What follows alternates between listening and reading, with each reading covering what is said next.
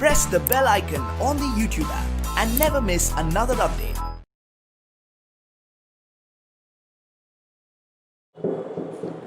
Hi everyone. In the last video we discussed how oxygen is transported by the blood. So the blood transport oxygen mainly in two ways no.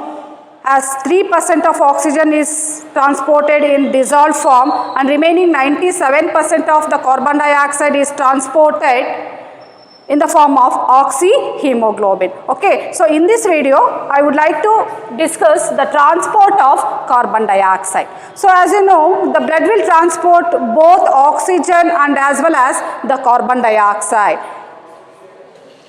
So you know that the blood transport oxygen mainly in two ways, and once as 3% in the form of solution and remaining 97% as oxyhemoglobin. So when the oxygen reaches the body cells will utilize the oxygen for what? For the breakdown of organic nutrients like glucose. So what are the end products formed? The end products formed are carbon dioxide, water and energy. And the energy is used up by the body cells to carry out various activities. And the carbon dioxide which is produced as an end product, so that has to be eliminated outright. So the end product, that carbon dioxide which is produced now, it will diffuse into the blood. And the blood carries carbon dioxide to the lungs. So from where it is expelled out. Okay, so the blood carries carbon dioxide from body tissues to lungs mainly in three ways. So that's what we are discussing today, transport of carbon dioxide by the blood. So the blood transport carbon dioxide mainly in three ways. One is in dissolved form, and secondly in the form of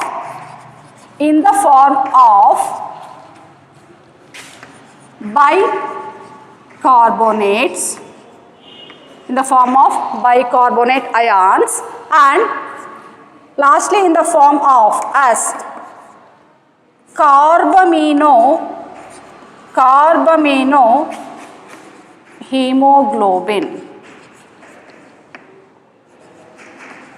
See, the blood transport carbon dioxide from the body tissues to lungs in three ways. In dissolved form and in the form of bicarbonate ions and as carbaminohemoglobin. Okay, so let us discuss one by one. Let us see how carbon dioxide is transported by the blood in three ways. So firstly, the carbon dioxide is transported in the dissolved form. How much percent of carbon dioxide is transported in the dissolved form? So you know that carbon dioxide, it is more soluble, no? So it is 20 to 25 times more soluble than that of oxygen. So it is having high solubility, right? So the carbon dioxide is more soluble than oxygen. More soluble than oxygen. Hence, about 7% of carbon dioxide get dissolved in the blood plasma. About 7% of the carbon dioxide gets dissolved in the blood plasma. So whereas oxygen, it is less soluble when compared to the carbon dioxide. So hence only 3% of oxygen is transported by the blood plasma in the form of solution. But whereas carbon dioxide is having high solubility than oxygen, no, about 7% of the carbon dioxide is transported in dissolved form, in the form of solution by the blood plasma. Okay, so the blood plasma will transport 7% of carbon dioxide in the dissolved state. And the remaining carbon dioxide. So the remaining carbon dioxide is transported in the form of bicarbonate and as carbaminohemoglobin. So the remaining carbon dioxide, so 7% get dissolved in the blood plasma, no? And remaining carbon dioxide will enter into the RBCs. So secondly, in the form of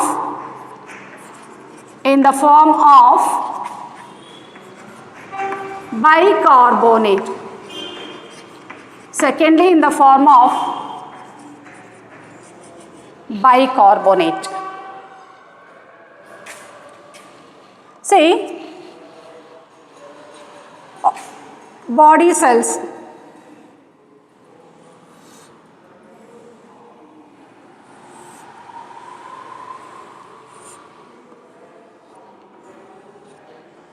Body cells.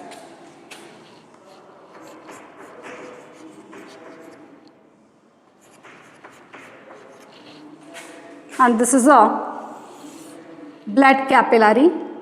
So this is what the lining of the blood capillary. So it is lined with endothelium, no? So this space it is called as interstitial space, and it is filled with, this space is filled with interstitial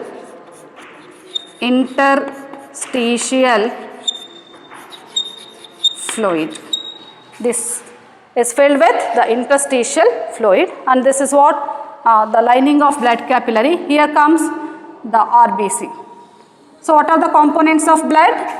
The blood having a fluid part that is called as the blood plasma, and the cellular part. So the cellular part includes RBCs, WBCs and the blood platelets, right? Okay, so this is what the RBC. And here is the blood plasma. So this is all the blood plasma and this is the RBC. So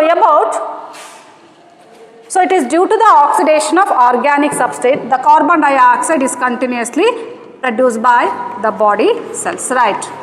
So this carbon dioxide produced by the body cells will diffuse us into the interstitial fluid, So from interstitial fluid to the blood. So it will first diffuse us into the blood plasma. So in the blood plasma, about 7% of carbon dioxide get dissolved in the blood plasma. It get dissolved in the blood plasma and transported in the form of solution. And remaining carbon dioxide, the remaining carbon dioxide will enter into the RBC. So the remaining carbon dioxide will enter into the RBC. So in the RBC, this carbon dioxide combines with water. So in the RBC, the carbon dioxide combines with water and forms what? Carbonic acid, H2CO3. So after entering into the RBC, about 70% of the carbon dioxide, it will combine with the water and form carbonic acid. So this reaction is catalyzed by the enzyme that is carbonic anhydrase. So which is present in high concentration in the RBC. So the carbonic anhydrase, it's an enzyme which catalyzes the formation of carbonic acid. Okay. So in presence of this carbonic anhydrase, which is abundant in RBC, the carbon dioxide combines with water and form bicarbonic acid. It will form what? H2CO3, carbonic acid. So this carbonic acid form, it is unstable. So it is a highly unstable. So it quickly dissociates to form H plus and HCO3 minus ions.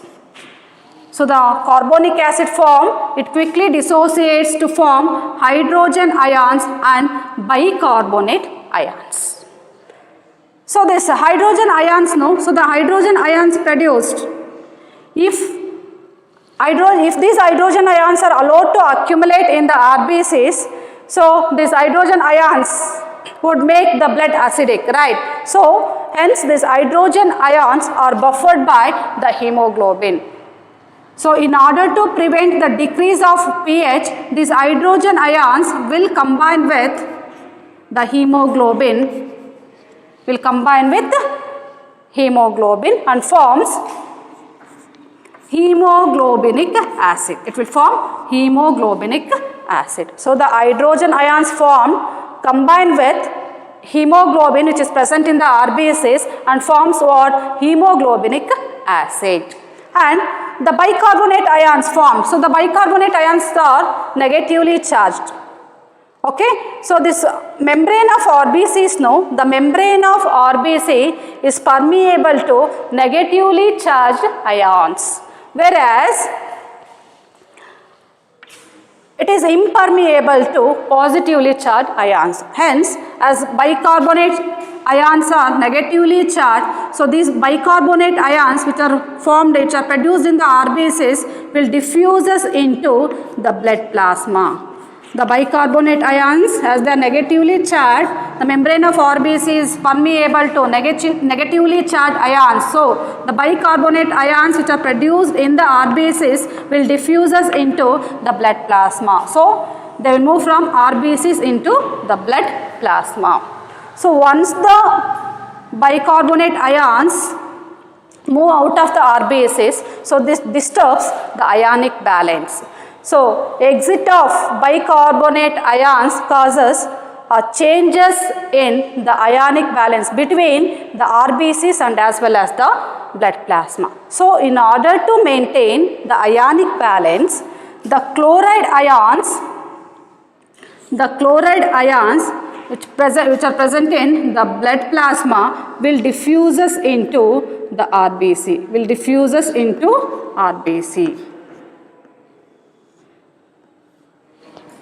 Okay, to maintain the ionic balance. So here the bicarbonate ions will diffuse from the RBCs into plasma. No, so this causes this disturbs the ionic balance between the RBCs and as well as the blood plasma. To maintain the ionic balance, the chloride ions present in the blood plasma will enter into the RBCs, so that the ionic balance is maintained. So this movement of chloride ions from the blood plasma to RBC is called as what? Chloride shift. It is called as what? Chloride shift. Or it is also called as Hamburger's. It's also called as Hamburger's phenomenon. It's also called as what? The Hamburger's phenomenon. See, what is chloride shift or Hamburger's phenomenon? The movement of bicarbonate ions from the RBCs into the blood plasma and the movement of chloride ions from the blood plasma to RBC to maintain the ionic balance. So this is called as what? The chloride shift or the Hamburger's phenomenon. So you have to remember this. What is chloride shift or Hamburger's phenomenon? Okay. Now, so the bicarbonate ions which are now diffuses into the blood plasma, the blood plasma will carry the carbon dioxide in the form of bicarbonate ions. So about 70% of the carbon dioxide is transported in the form of bicarbonates by the RBCs or by the plasma, by the blood plasma. Okay, so in the form of about 70% of the carbon dioxide is transported in the form of bicarbonate ions by the blood plasma.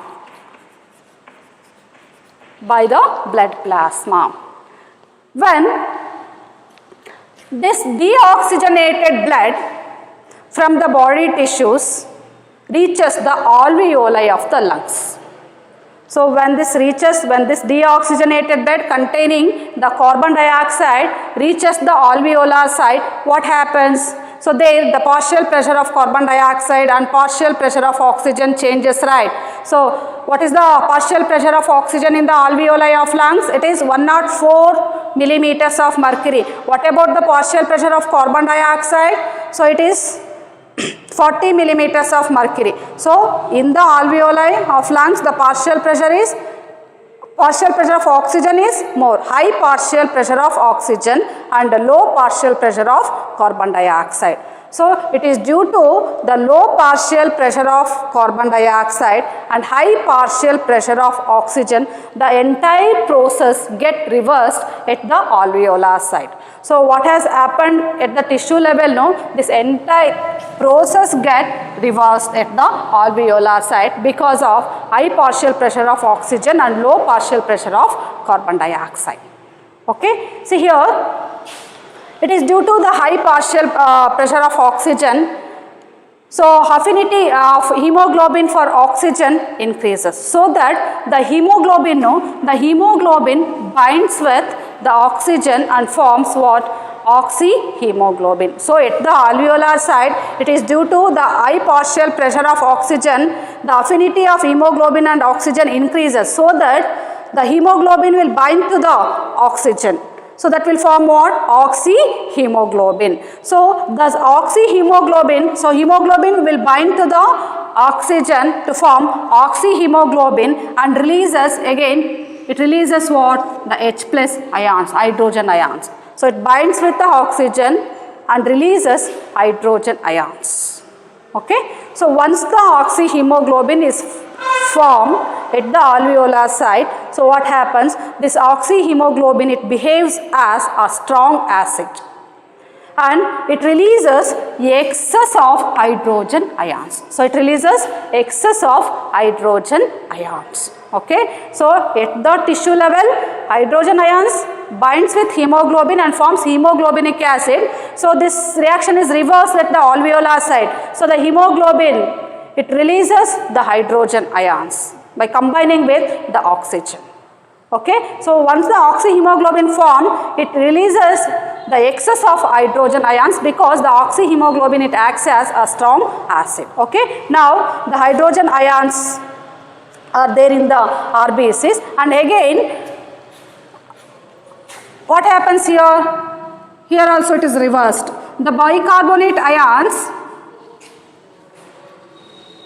now the bicarbonate ions which diffuses into the blood plasma, no, again the bicarbonate ions will re-enter into the RBCs. So the bicarbonate ions diffuses from the RBCs into a blood plasma at the tissue level, but at the alveolar level, when the deoxygenated blood comes to the alveoli of the lungs, so the bicarbonate ions which present in the blood plasma will re-enter into the RBCs. So once the bicarbonate ions re-enter into the RBCs, what about these chloride ions? The chloride ions present in the RBCs will diffuses out into the plasma, So at the alveolar side, the bicarbonate ions enter into the RBC and chloride ions diffuses into the blood plasma. So this is called as what? Reverse of chloride shift. So the reverse of chloride shift occurs at the alveolar site. Okay. So now the carbon dioxide combines with the hydrogen ions. So now hydrogen ions are available now here. So this again the bicarbonate ions combines with the hydrogen ions. Okay, and forms what? Carbonic acid. So as you know that the carbonic acid is unstable, so it quickly dissociates to form carbon dioxide and water. Now the carbon dioxide produced, now this is at the alveolar level, no. So this is what? Alveolus. This is the again blood capillary. So this is what? The alveolus.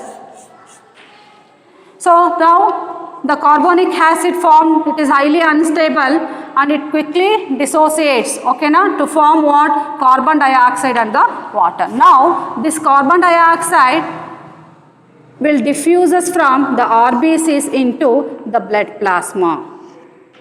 Okay, so this is at the alveolar, this is at the alveolar level. Okay, then from the blood plasma, the carbon dioxide will diffuses into the alveolus. Okay, so from where it is expelled, out. Okay, so this is how the carbon dioxide is transported in the form of bicarbonate ions by the blood plasma. Okay, understood clearly?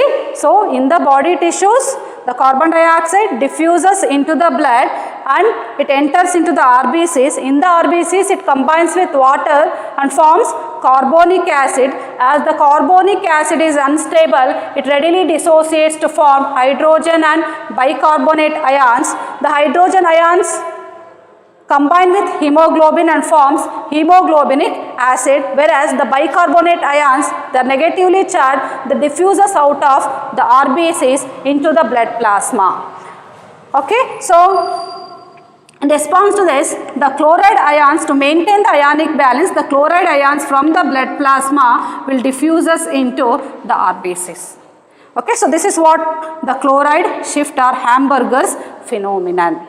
Okay, so now this bicarbonate ions present in the blood plasma, no, the blood plasma will carry the bicarbonate ions to the alveolar site. So about 70% of the carbon dioxide is transported in the form of bicarbonate. And at the alveolar site, what happens? All these process get reversed because of high partial pressure of oxygen, which favors the formation of oxyhemoglobin. As oxyhemoglobin form, it releases excess of hydrogen ions. So once the hemoglobin binds with the oxygen, the hemoglobin releases the hydrogen ions, and oxyhemoglobin form, it acts as a strong acid and releases excess of ions, and the bicarbonate ions which are present in the blood plasma will re-enter into the RBCs, and it combines with hydrogen ions and forms carbonic acid. As the carbonic acid is unstable, it quickly dissociates to form carbon dioxide and the water, and the carbon dioxide which is formed, it will diffuses into the blood plasma, and from the blood plasma to the alveoli, from where it is expelled out. Okay, so this is what the transport of carbon dioxide in the form of bicarbonate. And so this is how much? 70%. Then remaining carbon dioxide. So the remaining carbon dioxide is transported in the form of carbaminohemoglobin. It is transported in the form of carbaminohemoglobin.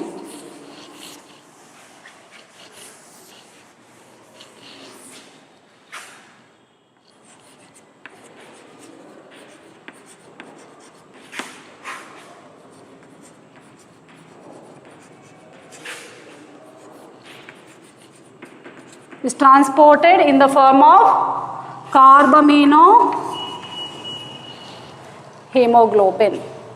How much of carbon dioxide is transported in the form of carbaminohemoglobin? Nearly 20 to 25% of carbon dioxide is transported in the form of carbaminohemoglobin.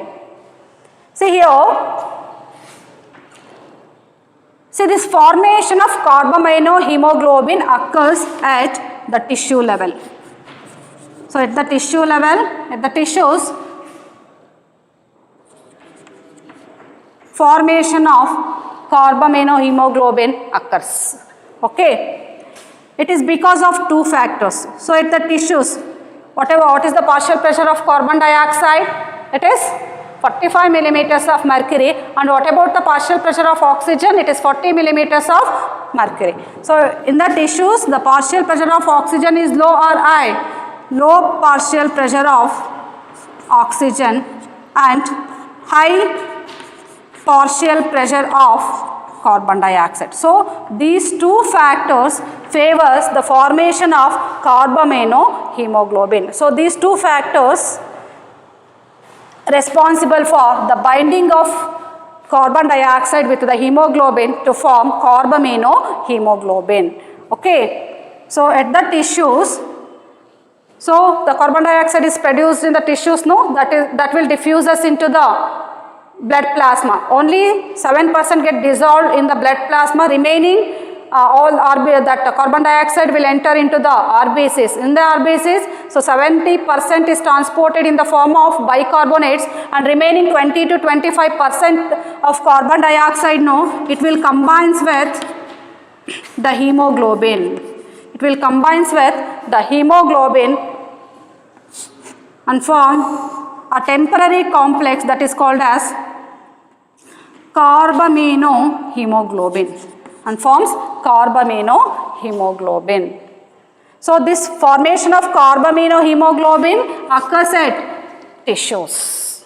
It is because of two factors: low partial pressure of oxygen and high partial pressure of carbon dioxide. So when this deoxygenated blood reaches the alveoli of the lungs, that is at the lung level,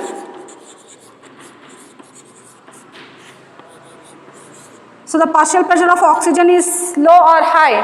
So in the alveoli of the lungs, the partial pressure of oxygen is high. High partial pressure of oxygen and low partial pressure of carbon dioxide. So these two factors at the alveoli of the lung favors the dissociation of carbaminohemoglobin, okay, so to form carbon dioxide and water. So at the alveoli of the lungs, the carbaminohemoglobin, it dissociates.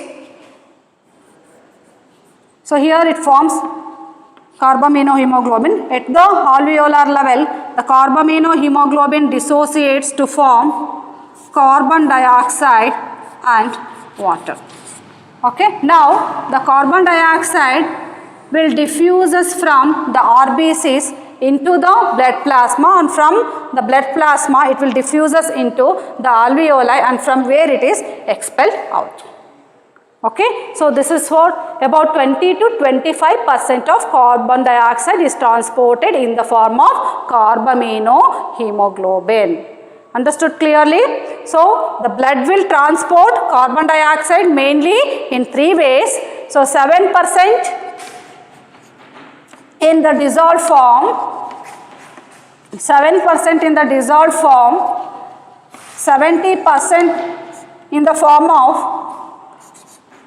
bicarbonates, and 20 to 25% in the form of carbaminohemoglobin. Carbaminohemoglobin. Okay, so understood clearly? So this is how the carbon dioxide is transported by the blood. Understood? Okay. Then in our next video, we will discuss the regulation of respiration and also the disorders of respiratory system. So okay, so this respiration process, it occurs in 5 different steps now, which is the first step, breathing. Second is the exchange of gases between the alveoli and the blood, and the third is transport of gases by the blood, and the fourth one is exchange of gases between the blood and the body tissues, and the last one is utilization of oxygen by the body cells. So the body cells will utilizes the oxygen for the breakdown of organic nutrients. So that step, it is not explained in this chapter. So you will learn that step in another chapter that will come under plant physiology. Okay, so this is about, these are the different steps involved in the process of respiration. So in our next video, I am going to discuss the disorders of respiratory system. Understood? Okay, thank you.